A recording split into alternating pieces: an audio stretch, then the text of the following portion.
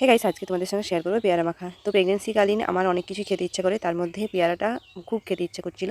সেই জন্য আমার হাজব্যান্ড আমার জন্য পেয়ারা এনেছিল। আর পেয়ারা এনে ভালো করে কেটে ধুয়ে আর সেটাকে আমি মেখে নিচ্ছি, কারণ লঙ্কা দিয়ে আর শুধুমাত্র নুন দিয়ে মাখবো। কারণ মাখাটা খুব ওই রকমই খেতে এখন ভালো লাগে, আর বেশি কিছু দিলে হবে না, মানে এখন তো খাওয়া যাবে না। সেই জন্য আর তোমাদের সঙ্গে কিছু কথা বলার ছিল। আচ্ছা বলো তো, প্রেগনেন্সিকালীন কাকে সব থেকে তোমার বেশি মনে পড়ে যে তোমার পাশে থাকো? তোমার হাজব্যান্ড তো হাজব্যান্ড যদি তোমার পাশে থাকে, তোমার কি মনে হয় যে সব কিছুই পাওয়া, বা তো সপ্তাহে একটা টাইম বা একটা দিনেও ও আমাকে টাইম দিতে পারে। তবুও কিছু লোকের কি জানি কি অসুবিধা, প্রেগনেন্সি আমার, বাচ্চা আমার, আর আমার হাজব্যান্ড আমাকে টাইম দিচ্ছে, তাতে কেন জানি না মানুষের এত কষ্ট হয়। তোমরা একটু কমেন্ট করে জানিও তো তোমাদের বেলায় কীরকম, তোমাদের বেলায় কীরকম হয়েছিল।